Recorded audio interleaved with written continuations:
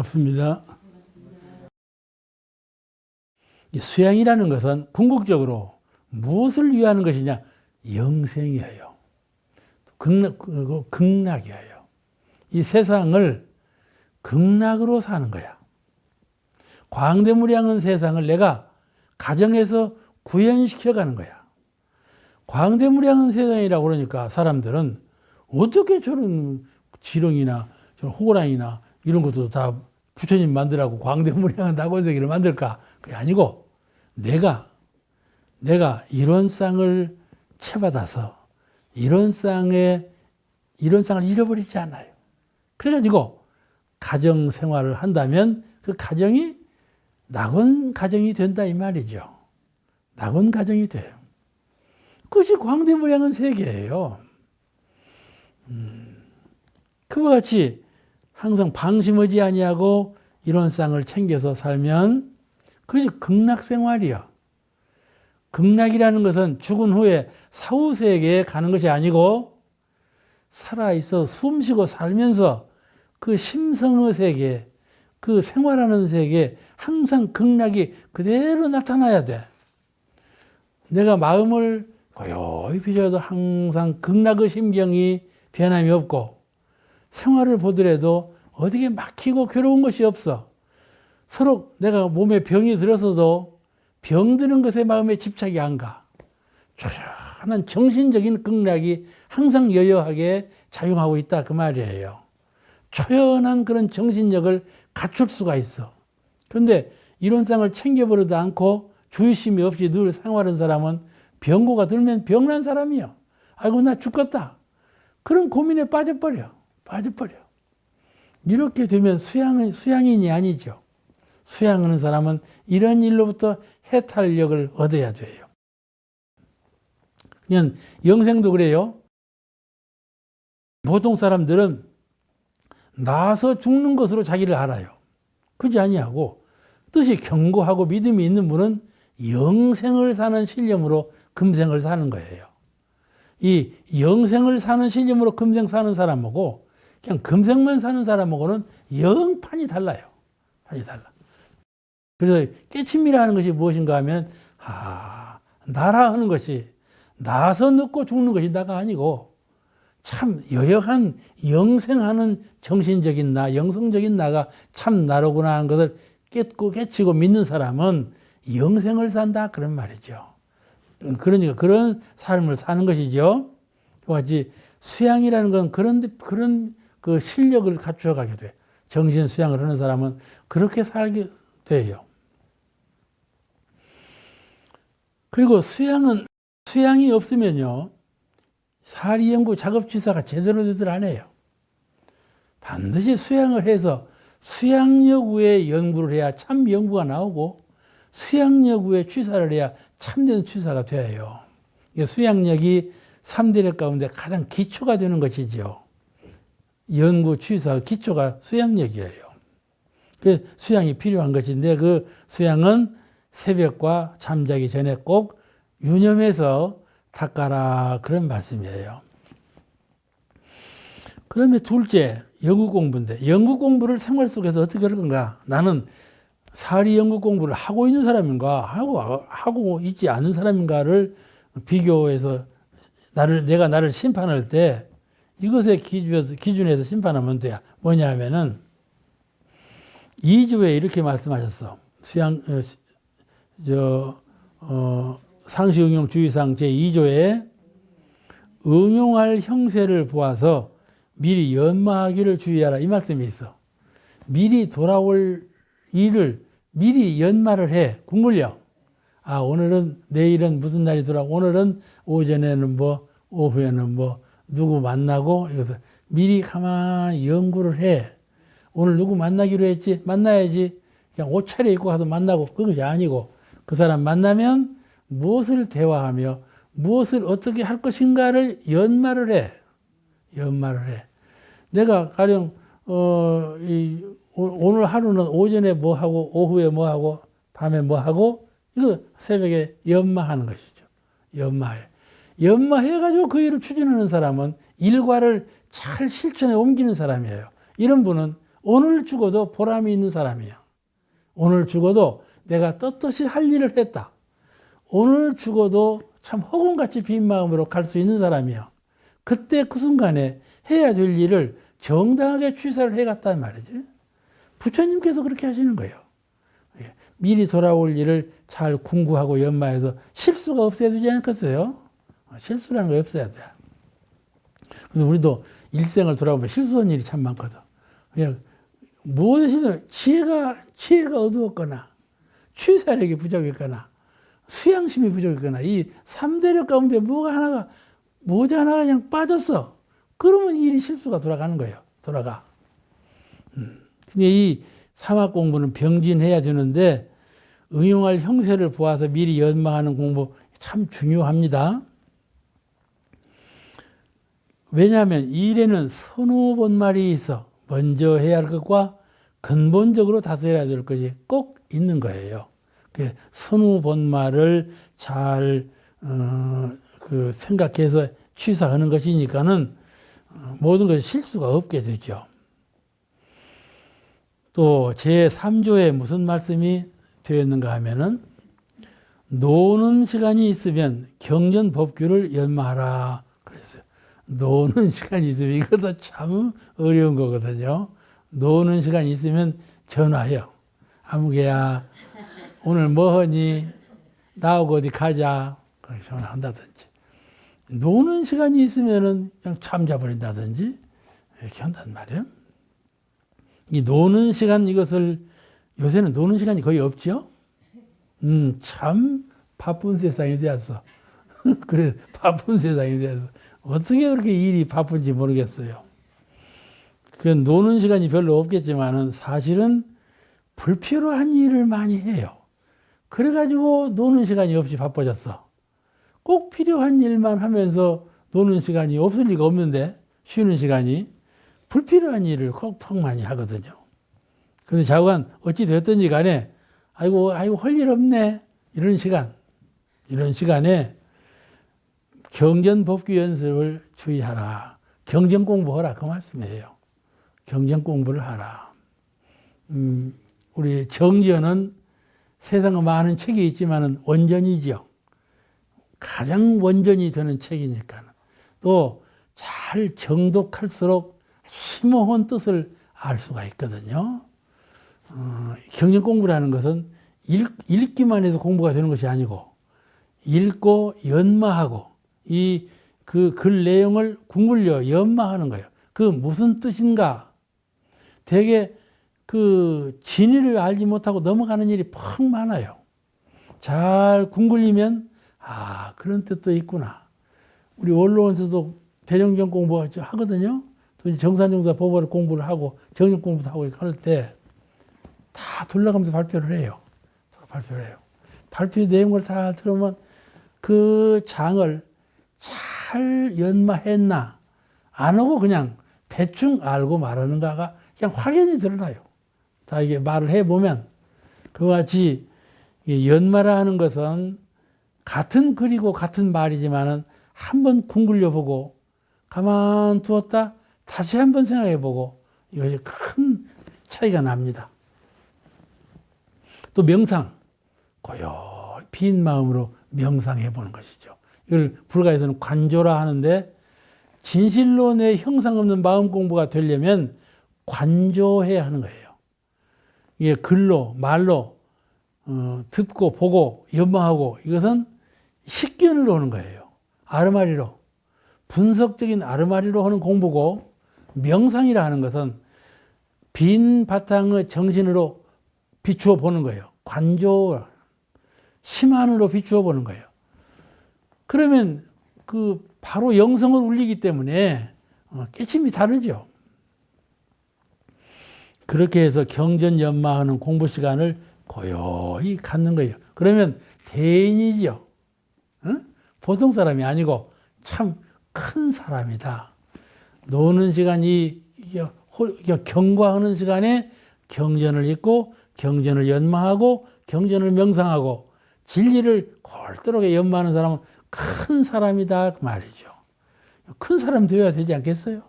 작은 소인으로 머물 수는 없잖아요. 그렇게 하시라는 거니까는 그렇게 하십시다. 또 제4조 경전의 대체를 이해하면 이제 그냥 들은푼 걸로 알았든지 어깨너머로 배웠든지 알겠어. 저도 여기서 지금 말할 때 옛날에 들은 말씀 해봐봐. 흰거 빠져갖고 잠이 오지 그냥. 답답하고. 가슴이 절대 답답해져. 좌선도요. 좌선이 잘 안 되면요. 가슴부터가 답답해요. 그럼 병나는 거예요. 그렇게 좌선을 하면 병나는 거예요. 나중에 좌선하기가 싫어져 버려. 경전도 그래요. 경전도 교무선생님 읽으라고 해서 읽는단 말이에요. 혼속으로 읽는 거야. 나중에 읽기 싫은데 읽어야 하는 거야. 그럼 병나죠, 병나. 이렇게 읽으면 병나는 거예요. 그러니까 대체적으로 이해했다는 그런 거예요. 대체적으로 이해하면 경전 읽기가 싫어요. 다 아는 거. 법설 듣기도 싫어요. 그런데 이제 중군이 든다는 거예요, 중군. 교리를 대체로 다 알아. 법설 들으면 다 아는 거야. 가슴이 답답해요. 좀 더 새로운 말씀도 좀 하고, 좀 더 그렇게 좀 하시지. 항상 하는 말씀 또 오네. 그런 마음이 들어가면 가슴이 답답할 수밖에. 그렇게 되면 병나죠. 이제 법회에서 참석하기가 싫고. 이렇게 되면 안 되는 것이죠. 그래서 대체를 이해할 때가 제일 중근기예요. 대체를 이해했을 때. 그때 무슨 공부를 하느냐. 의두성리를 연마하라. 그런 거예요. 의두성리를 연마하라. 의두성리가 연마하는 건 뭐냐. 관조 공부예요. 영성으로 공부해라. 아르마리로 공부하지 말고 네 근본 정신으로 영적으로 공부해라. 그런 말씀이에요. 의두성리라는 것은 영성적인 공부예요. 그런 공부에 자꾸 취미를 붙여야 돼. 그래야 마음이 붙여진 것을 알아요. 마음이 붙여진 것을 알면 곧 보살이다. 자꾸 그거 배워서 알기만 하지 마음이 붙여진 것을 깨닫지 못하거든요. 알고는 있어요. 근데 깨닫지 못했어. 그럼 깨달음으로 이르려면 관조, 영적으로 공부하지 않으면 깨치지 못해요. 마음이고 붙여진 것을. 그렇게 대체를 이해했을 때 제일 어려운 중근기에 들기 쉬운데 그때 의두와 성리를 연막 공부를 지체 없이 잘 해야 된다. 이걸 가르치셨어요. 그 다음에 이제 취사 공부에 대해서 말씀을 하셨는데 취사, 생활 속에서 어떻게 취사 공부를 챙겨서 주의 깊게 잘 할 것인가에 대해서. 그게 바로 제1조예요. 상시응용 조의상 제1조가 바로 취사 공부인데 취사를 함축성 있게 하신 말씀이에요. 이게 뭐냐면은 잘 아시죠? 온전한 생각으로 취사하기를 주의하라. 응용하는데 온전한 생각으로 취사하기를 주의하라. 그러셨거든요. 온전이라는 것이 무엇인가 하면은 고요하고 텅 비어서 원만한 상태죠. 정신 상태가 흔들리지 아니하고 어디에 막히고 어둡지 아니하고 환하고 온전한 상태예요. 그런 상태를 갖는 것은 늘 해버릇하면 즉시 정시 가질 수가 있어요. 누가 나한테 인사하고 불러. 그럼 대답할 때 바로 내가 온전한 정신을 갖고 할 수가 있어요. 그러지 아니하고 그런 취사 공부를 안 하는 분은 누가 인사하고 부르면 이렇게 대답하는 거예요. 알겠죠? 그 순간적으로 대답하면서 응하지만은 그 심경은 큰 차이가 있다. 온전한 심상을 가졌는지 온전치 못하게 경계에 응해서 하는 건지 차이가 난다 그 말이에요. 언제든지 취사를 잘하는 사람은 그 정신 갖기를 온전한 상태 그걸 갖기를 주의하라. 그런데 온전한 생각으로 그래갖고 생각을 하고 취사를 해라. 무슨 일을 돌아오면 먼저 딱 멈춰서 마음을 딱 비우고 잘 생각하고. 그 요령머리가 있어야 한단 말이야. 그걸 늘 해버릇하면 쉽게 빠르게 돼요. 그거지. 그 온전이라는 것은 빈 마음이라고 말하지만 가장 쉬운 말로는 일심 상태예요. 일심 상태. 가령 정신 차린 상태죠. 우리가 군대 가면 차려라는 구령이 있잖아요. 학교에서 차려 했잖아요. 차려는 정신 차리라는 말이거든. 차려. 정신 차리라는 말. 그건 생각하지 말라는 거거든. 그렇지만 생각하지 않는다고 해서 정신마저 놓아버리라는 건 아니고, 생각은 하지 말고 정신은 차려라. 이거거든. 차려가. 그거 아니야? 그런데 그것을 일심이라고 해요. 일심은요, 공심, 빈 마음하고 똑같은 심경이에요. 그래도 일심이라고 하는 것이 훨씬 더 활동적이에요. 응용하는 데 능력이 있는 거예요. 일심이 공심보다는. 공심은 이것을 떠나서 빈 그런 심경이고, 일심은 이것을 응접하면서도 온전한 생각으로 그 뜻이 갖고 있어요. 대명사님께서 수양을 말할 때 일심을 늘 말씀하셨어요. 일심, 수양은 일심, 영구는 아르마리, 수행은 취사는 실행, 일심, 아르마리, 실행. 그걸 이제 수양, 영구, 취사라 그러지만은 늘 그걸 강조해 말씀하셨다. 그 일심 상태, 그것이 건설적이에요. 모든 것을 촉진하는 건설적인 정신 바탕은 일심이에요. 빈 마음이 아니고 일심이야. 일심 상태. 그것이 더 중요합니다. 온전한 생각으로 취사를 잘하라 그러신 것이죠. 생각으로는 무과불급 불편불의, 그러면 그냥 분수 없이 과하게 또는 분에 미달하게, 어리석다든지 분에 미달하는 것이죠. 또 욕심을 태운다든지 그런 걸. 그건 분에 과한 것이죠. 욕심을 내는 건 분에 과하고. 또 치우쳐. 뭔 말하면 그냥 쏠딱 넘어가 버려. 말이 그냥 홀딱 넘어가 버려. 그냥 마음이 무겁지를 않아요. 중심을 잃어버려. 그래가지고 정년퇴임해가지고 알량꼴랑 돈 벌어놓은 것 마음이 흔들려가지고 누구 보증서 줘갖고 그냥 쫄딱 망하는 사람이 얼마나 많아. 참 많아요, 이런 사람이. 이와 같이 경계를 딱 정했을 때 뭘 흔든다 그러면 마음이 쏙 쏠려버려. 온전한 생각을 안 해. 아니, 경계에 그냥 묶여갖고 흔들려버려. 묶여가버리고. 이런 경우가 우리에게 아주 많지요. 여러 경계를 통해서. 그럴 때 온전한 생각으로 불편불의하라. 어디에 의지하지 말고 어디에 치우치지 말고 어디에 묶이지 말아라. 그런 뜻이죠. 취사하라. 이 취사는 온전한 생각이 되면 굽히지 말고, 생각은 생각대로 해놓고 행동은 행동대로 굽혀버리면 일이 되겠어요? 안 될 일이죠. 변함없게 정성스럽게 해라. 정성스럽다는 말은 처음에는 이 효과가 별로 안 나요. 근데 자꾸 해볼수록 큰 효력을 가져오게 되죠. 그것이 정성의 효험이에요. 이제 굽히지 말고 변함없게 하고 정성스럽게 행하면 큰 성공을 거둘 수가 있죠. 그래서 온전한 생각으로 취사하라. 이것이 삼학을 3대력으로 바꾼 교훈이고 3대력을 지혜와 방록으로 바꾸신 교훈이었어요.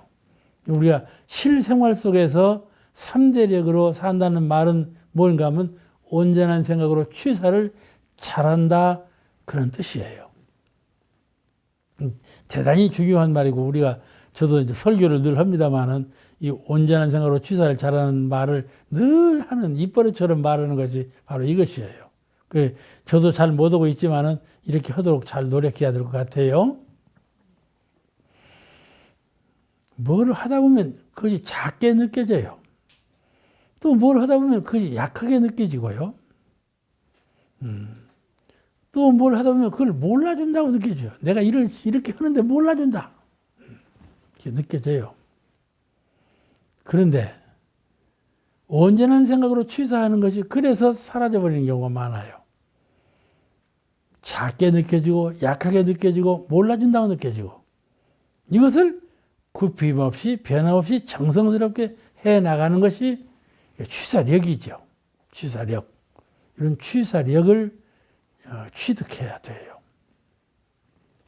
마지막으로 넷째, 대조 공부인데 이런 공부를 하면서 늘 대조해라. 반성하고 참회하고 서원을 세우고 이런 대조 공부를 하라. 대조 공부가 참 중요하지요. 대조 공부하는데 주의를 기울여라. 한번 끝나버린 일 뭐대로 대조를 또 해요. 많은 것이 아니고 일기를 쓰다가 일기 쓰기 싫으면 내외쳐버리고는 아이고 나 일기 안 써. 그래버리면. 그건 아니고 대조 공부는 아주 자기가 자기를 반성하고 새로운 다짐하는 데는 매우 중요한 역할을 하죠. 그 대조 공부를 잘하라고 어떻게 하는 거니? 하루 일을 마친 후에 사막 공부 실행 여부를 어떻게 챙길 것인가를 대조하라 그러신 거예요. 그 대조 공부를 빼지 말고 어느 때는 뺐다 할지라도 다시 또 챙겨서 대조해 가는 비교급으로 사는, 그래서 더 정진이 있는 생활을 할 수 있도록. 그 내가 가령 법마 상정급이다. 그러면 내가 법마 상정급인 것을 잘 알아야죠. 그래서 법과 항마율을 향해서 가는 거 아닙니까? 내가 나를 반성해 보니까 법마 상정도 안 됐다. 말을 만나서 싸울 줄을 모른다. 말을 만나서 정신적으로 싸워서 이길 줄 알았는데 내가 아직 말을 만나서 싸울 줄도 모르는구나. 법마 상정이 아니죠. 법과 항마. 내가 항상 말을 대했을 때 과연 그냥 마음에서 뭐이 우러나올 때, 어떤 경계를 대할 때 딱 심판기라. 그때 그 말에 조복을 했는가, 굽혔는가 하는 것을 가만히 반성해 본단 말이에요. 바로 법과 항만지. 이것을 늘 대조해야 자기가 얼마만큼 올라섰는지를 잘 알지. 대조가 없으면 항상 자기는 잘한 사람으로 알지. 잘한 사람으로 알고, 그냥 묻어놓은 사람으로 알고. 이러면 실지가 없지요. 실지가 없어. 저는 늘 반성합니다. 옛 도인들은 모든 걸 다 했거든. 아주 사람으로서는 느낄 수 없는 경이적인 일을 해냈거든. 그래서 내가 그런 능력을 갖췄냐면, 아이고, 안 되겠다. 그러면 큰 대조가 된다는 말이야. 무엇이 안 돼서 이걸 못 하는 건가? 대조가 되는 거야. 그러니까는, 자기가 자기를 반성하는 일은 자기를 촉진시키는 데서 매우 중요한 역할을 하는 것입니다. 그리고 이제 마지막으로 그 교당 내왕시 주의사항은 이 상시응용 주의사항을 교당 내왕시에 그냥 건성으로 왔다 갔다 하지 말고 잘 교무님하고 대화를 통해서 불전헌배를 하고 법신불 앞에 내가 딱 섰을 때, 법당에 와서 고요히 앉았을 때, 그냥 앉아있는 것이 아니죠, 그때. 진급을 착하게 잘하는 분은 그런 때 훨씬 진급이 되는 거예요. 내가 방 안에서 교리를 연마하다가 몰라서. 근데 법당에 와서 가만히 앉았으니까 탁 떠오른다는 말이에요. 이 탁 떠오르는 것은요, 이거 하다가 탁 떠오르는 건 아니에요. 이거 하다가 안 되네 하고 놓았지만은 저거 하다가 그것이 그렇지. 해답이 나오는 거예요. 정신 공부하는 도인도 그러지만은 과학 공부하는 과학자도 그래요. 세상을 지도하는 정치인도 그래요. 무엇이 화두로 딱 걸리면 그때 안 풀려도 딱 걸린 건 언젠가는 딱 풀려요. 그런 그 묘미가 있는 거예요. 그와 같이 이게 법당에 가만히 있을 때도 그냥 있는 것이 아니에요. 교무님을 대할 때도 이렇게 주의심 있이 하면 공부가 훨씬 더 수월하게 되고 수월하게 되고 자신감 있게 되고 참 내가 진급하고 있다는 느낌이 있는 가운데 공부가 순숙되리라고 생각합니다. 오늘 말씀 여기서 마치겠습니다. 감사합니다.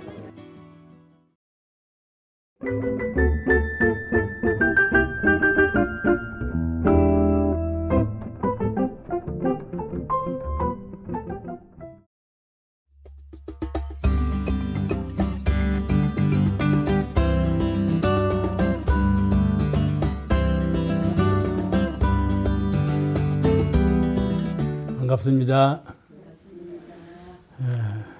대중사님께서 하신 말씀 가운데 여름에 비가 갑자기 많이 왔단 말이에요. 그래서 강물이 넘치게 흘렀어.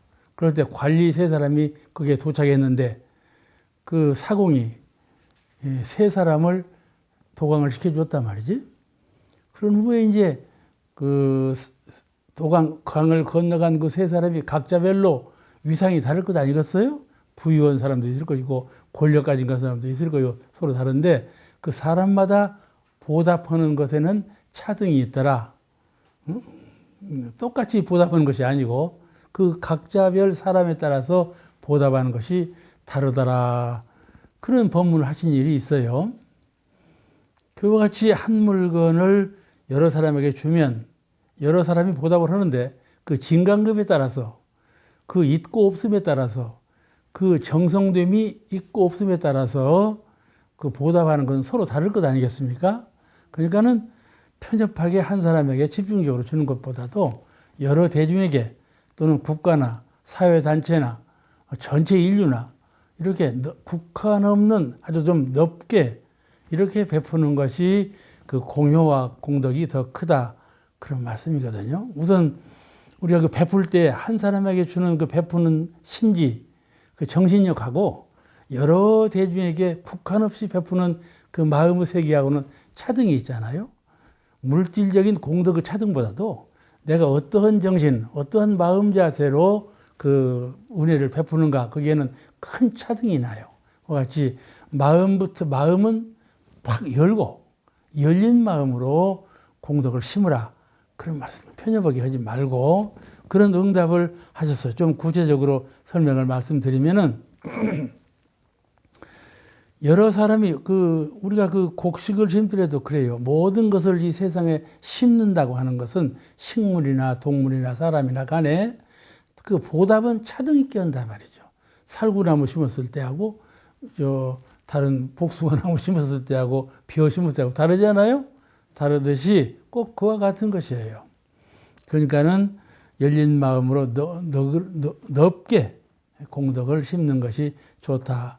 그것이 공익 아니겠어요? 쉽게 말하자면 공익이에요.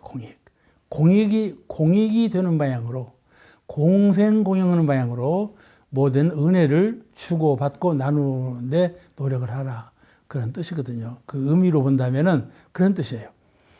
우리가 그러니까 한 물건을 누구를 주어서 내가 주고 그로부터 받고 이런 그 상대 관계만 생각하지 말고 그 정신이 열려가지고 여러 사람이 공생공영하는 정신으로 은혜를 주고받아야 근본 정신에 옳다. 또 사회에 유익을 주는 주고받음이다. 그런 뜻으로 아마 하신 말씀 같아요. 근데 우리가 보시를 할 때 보시는 물질적으로 보시는 것이지만은 사실은 보시도 정신적 보시, 물질적 보시, 활동적 보시 세 가지죠. 세 가지 보시를 세 가지 기여를 한다고 말이죠. 그럴 때 그 가장 근본되는 것은 정신보시예요. 정신보시.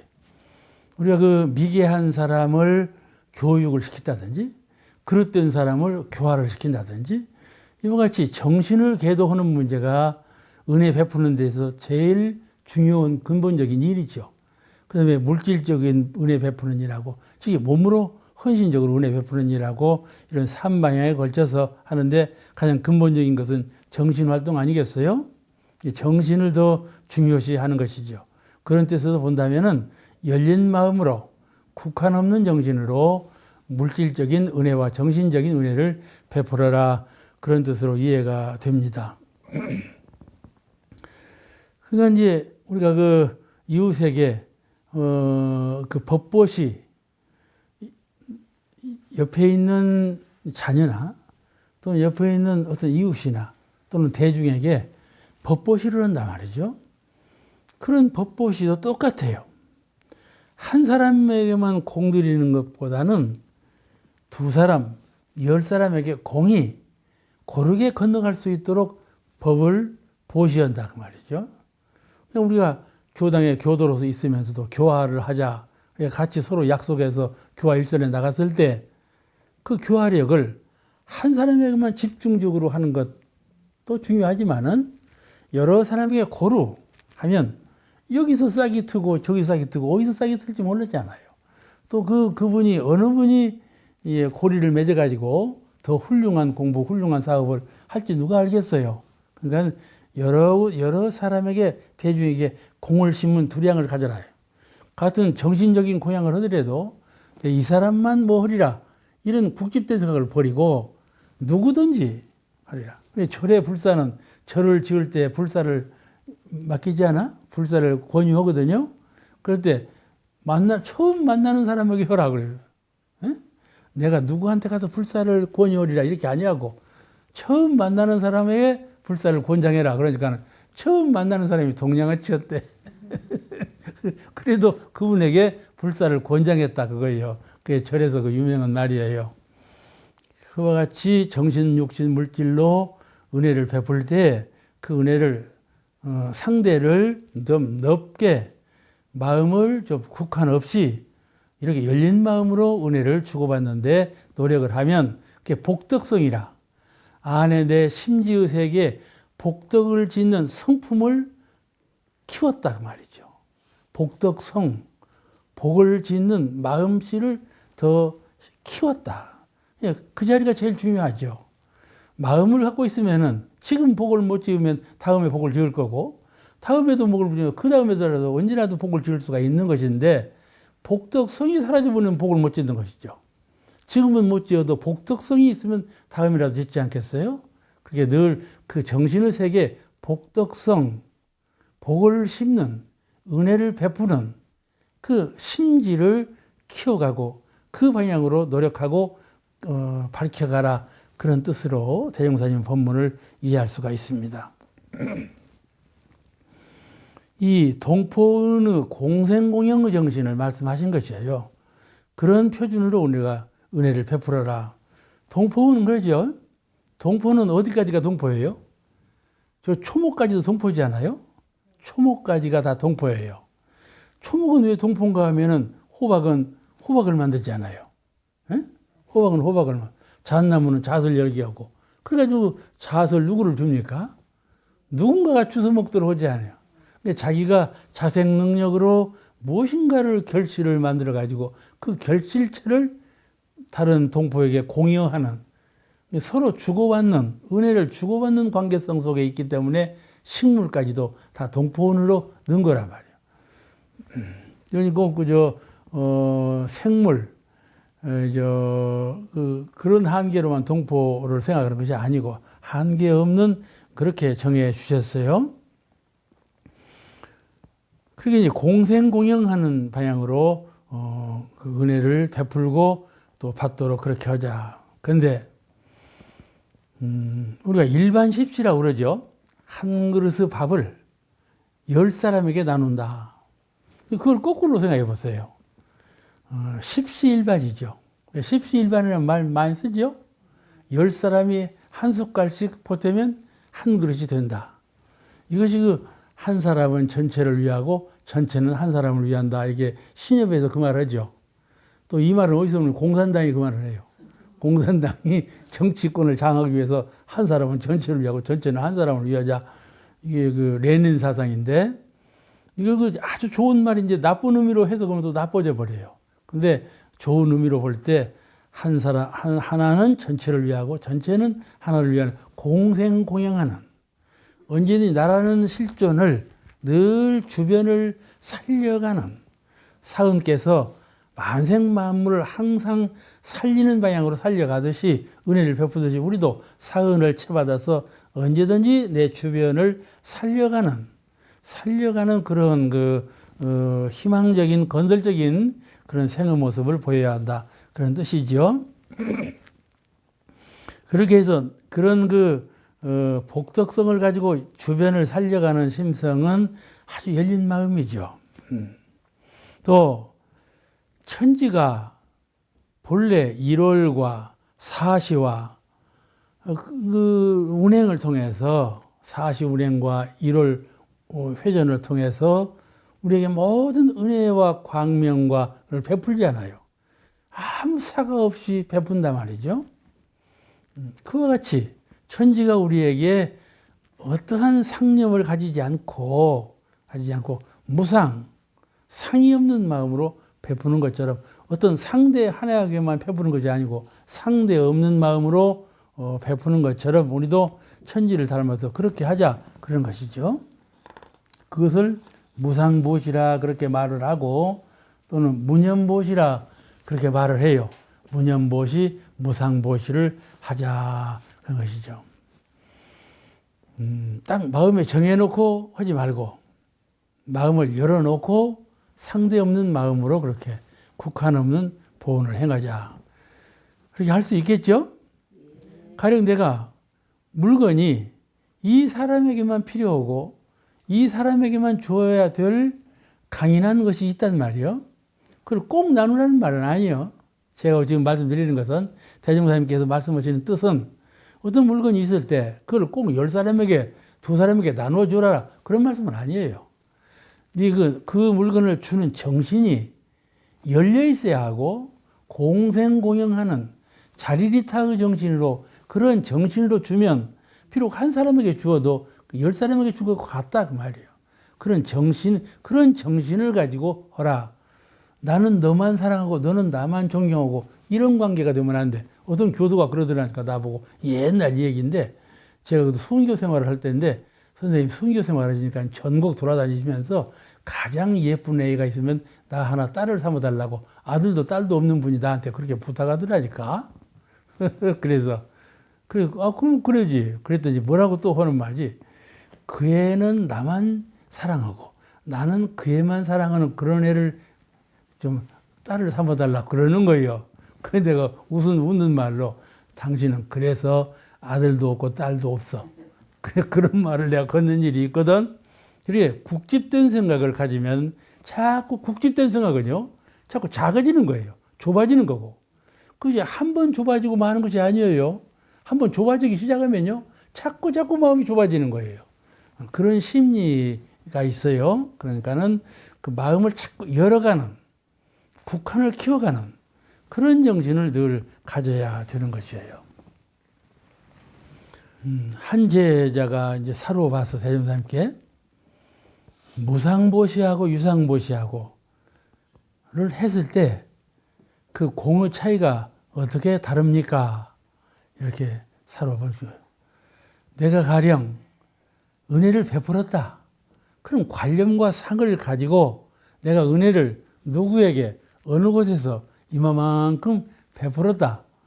그런 관념을 가지고 은혜를 베푸는 것하고 그런 전혀 관념 없이 그냥 자연스럽게 스스로 자연스럽게 바라는 마음 없이 저가 언제 나에게 보답하리라. 그 일로 인해서 나에게 무엇을 보답하리라 그런 생각을 하지 않고 천지가 나에게 베푸는 것처럼 그렇게 아무 생각 없이 나에게 있는 것을 나눈다고 하는 정신, 배려한다고 하는 정신으로 베푸는 그 무상보시거든요.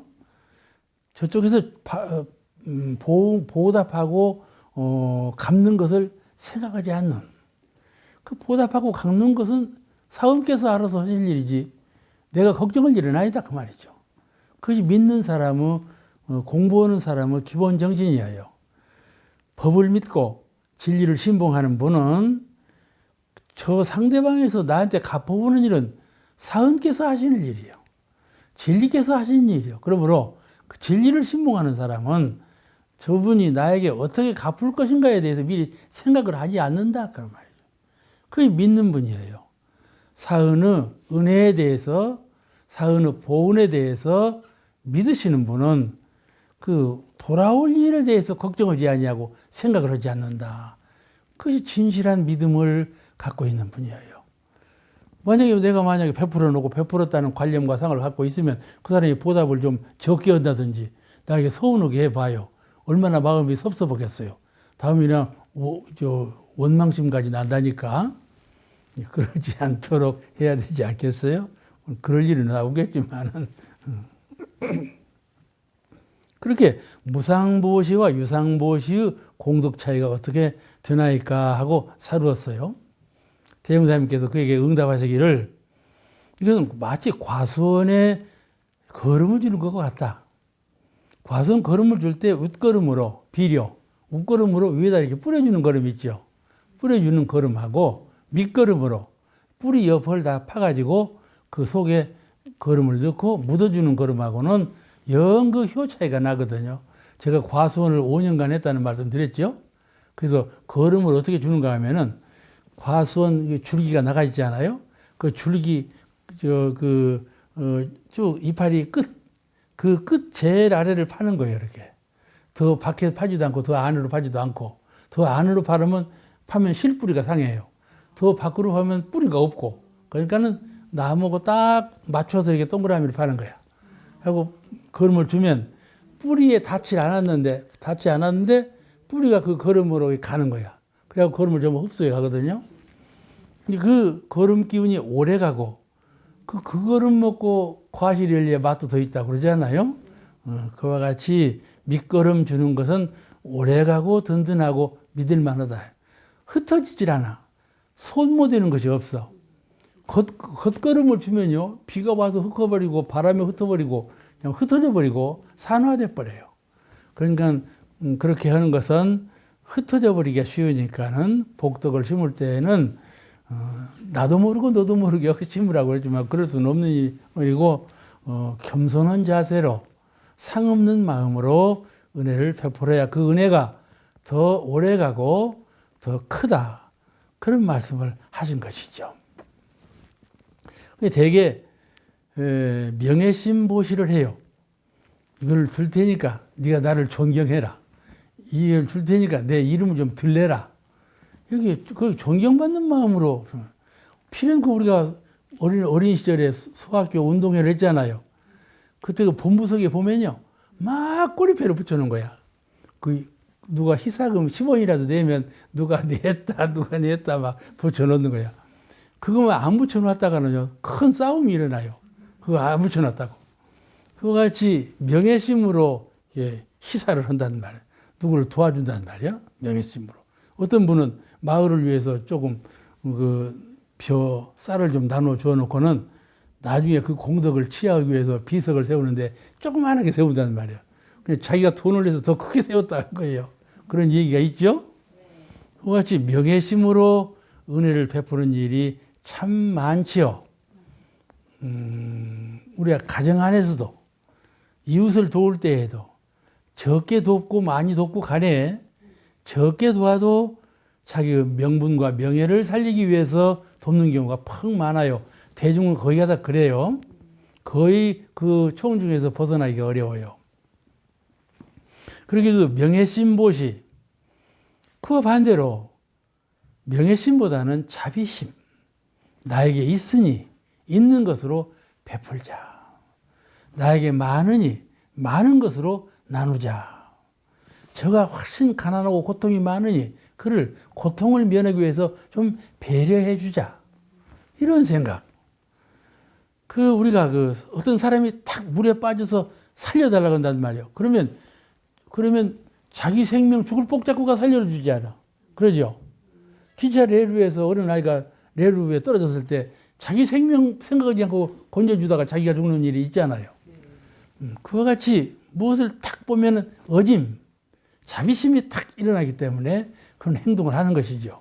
그와 같이 그런 사리분별, 내가 이렇게 하면 이렇게 할 것이다 따지들 않아. 자비심이라는 것은 어머니 마음 같아. 어머니는 아들, 딸 간에 그 사랑하는 마음이 자비심이라. 부처님을 제일 많이 닮은 마음이 어머니 마음이라고 그러잖아요. 그 자비심이라고 그래요. 그 자비심은 시비곡절을 따지지 않아. 잘하고 잘못하는 걸 따지지 않아요. 그렇게 하면서 오직 그 은혜를 베풀고 선을 베풀고 보호해주는 그 마음만 낸다 그 말이죠. 그런 마음을 자비심이라. 그런 자비심으로 하는 보시. 자기의 이욕을 생각하고 명예를 생각해서 하는 조건부 보시가 아니고 무조건적인 보시. 그런 그 자비 보시가 있는데 공덕 차이가 매우 크지요. 그리고 명예심 보시의 실례를 들어보면은 부자가 자기 이름을 드러내려고 빈자에게 보시는 경우가 퍽 많지 않아요?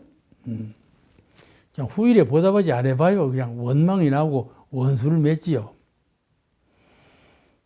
제가 그 6.25 사변 때 보니까 구타원 종사님 댁이 있잖아요. 총부 들어가면 바로 그 정문 옆에 집이 구타원 종사님 댁이었어요. 6.25가 딱 일어났네. 그 구타원님 논을 빌어먹던 한생원이라고 있었어. 그 한생원이 소시랑이를 들고 그 구타원님 대문 쪽에 나와갖고 이공주 씨 나오시오. 그렇게 호령을 했다는 거예요. 6.25 동란 때는 그냥 뒤집어진 때 아니야? 윗사람은 아래로 내려가고 아랫사람은 위로 올라오는 시대에 아주 완벽하게 모든 것이 사회나 개인이나 국가나 다 뒤집어지는 때인데 그렇게 했다. 그러니까는 그 은혜 입은 것이 어디로 다 도망가 버리고 자기 입장만 내세우는 그런 무모한 일이 벌어진단 말이야. 그 은혜 베풀 때 그렇게 은혜 베푼 건 아니지만 은혜 받는 입장에서 은혜로 생각을 안 했다 그 말이죠. 속마음에 감동적으로 참 내가 저분으로부터 큰 그런 그 은혜를 입었다. 이런 은혜로 생각하지 않는다. 대등한 입장에서 생각을 했다. 그러니까 그런 일이 벌어지는 거죠. 근데 자비로서 베푸는 은혜라는 것은 그러지가 않다. 그 심성의 세계에 감동을 줘. 참 고맙다. 참 감사하다는 마음이 마음에 절인다 이 말이죠. 그런 분은 보답할 때 그렇게 하지 않죠. 또 보답을 한 번에 끝내지 아니하고 평생토록 보답하죠. 그분의 인격을 존중하면서 평생토록 그 하나로 은혜를 입은 것으로 와서 평생토록 보답을 하게 된다 말이죠. 그거는 아주 자비심으로 사랑하는 마음으로 작은 은혜라도 베풀어 주었을 때 그는 그 심경을 울린 거란 말이에요. 그런 은혜는 아주 국한 없이 오래도록 보답이 될 것 아니겠어요? 그런 그 은혜 베품이 자비의 은혜라고 자비의 보시라고 말할 수가 있어요.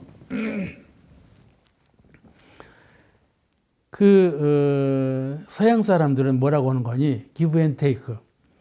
내가 주니 내가 받는다. 내가 받았으니 너에게 주겠다. 조건부예요. 받았으니 준다. 주었으니 받는다. 서양 사람은 give and take라고 하죠. 꼭 그래요. 그러니까 의뢰의 흐를 꼭 잡지요.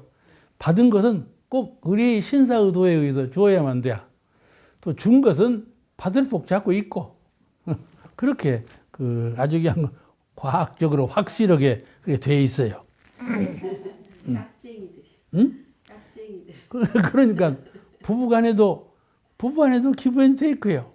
남편에게도 준 것 나중에 받아야 돼. 나중에 여가 좀 찢어져 봐봐. 아버지가 좀 때려서 찢어져 봐봐. 병원에서 꼬매면은 몇 반을 꼬맸으니까 얼마를 달라고 하는 거예요. 이런 식이요. 그러나 그 보시라고 하는 기본 정신은 그런 것이 아니죠. 해시하는 것인데 보답이 없을 경우에도 원망하지 않는 그런 해시를 해야 한다 이 말이지. 그런 자비심을 갖춰야 한다. 시비를 따지지 않아. 자비심은 손해를 날폭 잡아요. 자기 희생까지 하니까. 그 희생을 자기가 희생하면서도 그 희생을 원망하지 않아. 오히려 그 희생을 기쁘게 하는 그런 그 자비, 아주 훌륭한 자비이죠. 그런 자비심이 우리 근본 정신에 갈라져 있어요. 누구나에게. 어떠한 악한 사람에게도, 어떠한 각박한 사람에게도 그 정신적인 근본 세계에는 이 자비심이 가미져 있어요. 그러니까 참여를 하면 도로 자비심으로 돌아올 수 있는 것이지요. 이게 우리 종교가에서 참여가 되게 중요해요. 우리 가령 파도가 막 일었을 때 왜 파도가 입니까? 허공에 바람이 세차게 불 때 파도가 이는 거죠. 파도가 바람에 싹 잡아버렸단 말이에요. 그러면 큰 파도는 역시 잠자버리죠. 그러면 잔잔해요. 물결이 잔잔하다고 해서 그 바다에 파도가 없는 건 아니에요. 내면적으로 큰 파장을 하고 있어요. 바다는. 거꾸로 볼 때는 파도가 없어 보여도 내면적인 세계는 파장을 하고 있다. 흔들림을 갖고 있어. 우리 정신의 세계도 그래요. 경계가 있을 때에는 그냥 경계에 응하지만 경계가 없어지면 아무 생각도 없는 것 같잖아요. 아무 생각 없는 그 정신 바탕 속에 업심, 업이라고 하는 무명심이 갈무져 있다 이 말이죠. 그걸 참여가 그걸 없애는 거예요. 보통 사람들은 파도가 없구나 배 띄워야지 이런 거죠. 보통 사람들은 그래요. 그런데 우리 마음도 경계가 없을 때는 조용한 것 같은데 그 조용한 심지 안에 무명이라고 하는 박지 못한 깨닫지 못한 마음, 업장으로 길들여져 있는 마음, 수꺼 업장으로 길들여져 있어요. 그 마음을 회개하고 그 참회하고 그 깨끗하게 비워내는 그런 깨달은 참회, 정신적인 참여가 필요하다 그 말이죠. 그래 우리가 진리를 배우고 스승을 모시고 회상에 동참하는 거예요. 내게 비록 그런 것은 경계는 없다 할지라도 회상에서 도반들과 함께 공부하고 법당에서 교우님을 모시고 스승님과 함께 공부하고 대종사님과 이 회상에서 함께 공부해 간다면 이론상을 늘 사은을 늘 신봉하는 정신을 여의지 아니하고 공부해 가면 경계가 없어도 경계 없는 속에서도 항상 마음속에 갈무져 있는 무명 업장을 차차차차 가셔내는 그 정신을 깨끗하게 갖추게 되는 그런 공부길에 나서게 된다 그런 말씀이죠. 그래서 오늘 말씀 여기서 마치겠습니다.